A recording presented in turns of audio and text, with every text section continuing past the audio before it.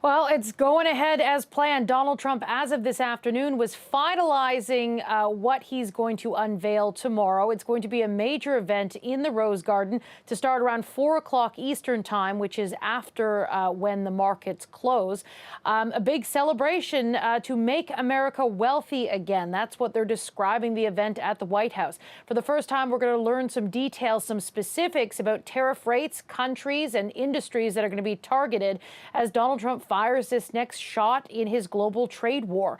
In terms of the specifics, we heard from Caroline Leavitt, the White House press secretary today, who said that as of this afternoon, Donald Trump was meeting with his advisors to perfect the plan that they're going to unveil tomorrow, brushing aside and denying any claims that, this might not go as according to plan. They're not going to be wrong. It is going to work. And the president has a brilliant team of advisors who have been studying these issues for decades. We are focused on restoring the golden age of America and making America a manufacturing superpower. Now look, on paper, reciprocal tariffs sound fair enough. You hit us with a tariff, we hit you back. Classic eye for an eye. But, in practice, this isn't economic policy, it's economic warfare in a suit and tie. Trump isn't just throwing elbows at China or Mexico anymore.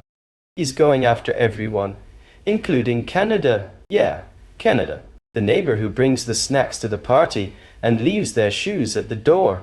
This isn't about fixing unfair deals anymore. It's a blanket tariff policy wrapped in patriotic buzzwords and sold like it's the second coming of economic justice. He's branding it as Liberation Day, like imposing tariffs on allies is some bold act of freedom. But freedom from what exactly? Global partnerships? Supply chain stability? Make America wealthy again is the new slogan.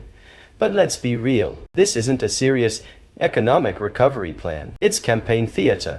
It's a red meat distraction for the election cycle, both in the US and yes, up here in Canada too. And here's the kicker. This kind of saber-rattling plays well with disillusioned voters in places like Ohio or Pennsylvania. Trump's selling it as taking back control, standing tall for the American worker, ending the global ripoff. But the truth? Tariffs don't hit foreign bureaucracy. They hit your wallet. They raise prices, disrupt supply chains, and strain the very relationships that keep the economy humming. And when you start targeting Canada, the trading partner that's practically family, you're not just playing tough. You're torching the house to prove you're not afraid of matches. This isn't strategic. It's scorched earth economics with a red hat and a podium. It is happening very late in the day, and with the Donald Trump stuff, it's always better to wait for the paperwork before you respond to the spoken word. I don't know if we get a full-on Prime Minister response from Mark Carney. That may have to wait until Thursday. But what do you think it does to the Wednesday, Thursday, Friday portion of week 2 of this election? Yeah, it's hugely disruptive, no doubt. I think, as we've often said on this panel, it's important to focus on not just the day-to-day iterations of the White House. Tomorrow perhaps should be an exception to that because of the immediacy of these tariff impacts. But I do think there's an opportunity tomorrow, David, for the leaders to talk about what more needs to change about Canada's economy to make sure that we are resilient and self-sufficient. So, of course, I think you're going to have a lot of consistency from the leaders on the immediate tariff response.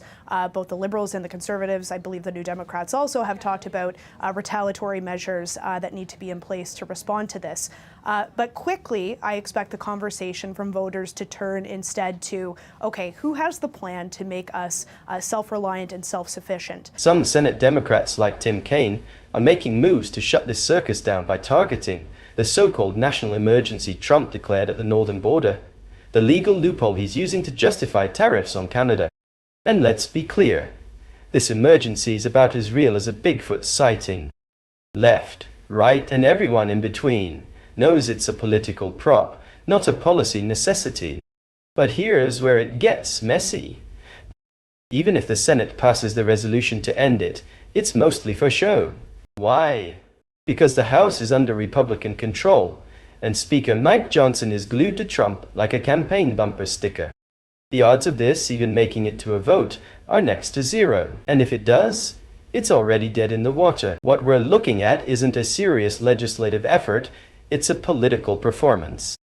Democrats are trying to position themselves as defenders of common sense, diplomacy, and yeah, Canada too. But at the end of the day, they're also sending a message to voters back home. Look, we tried.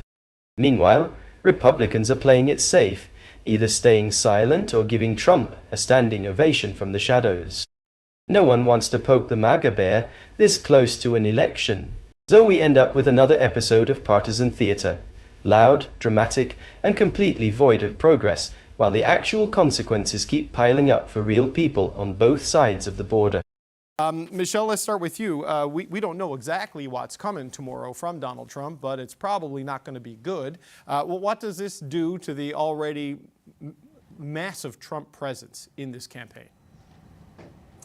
Well, I think Canadians are probably going to sleep tonight with a little bit of anxiety, as I certainly am. And tomorrow is going to be probably a bit of a lost day on the campaign trail. Everybody, from the Prime Minister to the opposition leaders, are going to be taken off script and forced to respond to whatever it is that the President decides to put forward.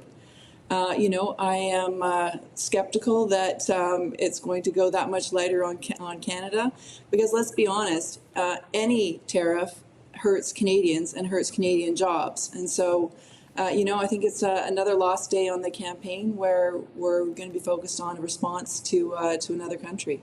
The President has justified the imposition of these tariffs on, in my view, a made-up emergency. The amount of fentanyl that comes over the Canadian border is minuscule. They're doing it so they raise revenue so they can give tax cuts to the billionaires. We're asking for 4 Republican senators to actually go on record what they've all said privately. They're aghast at the tariffs. Canadians got a right to be pissed.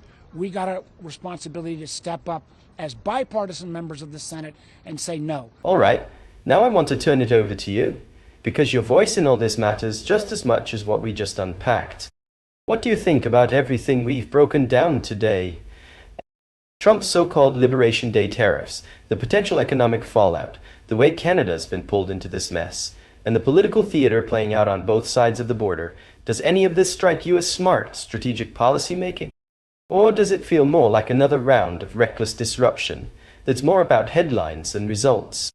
Are these tariffs going to deliver real benefits for working people, or are they just setting the stage for higher prices, trade wars, and more instability? Is this about taking back control, or losing grip on what really matters?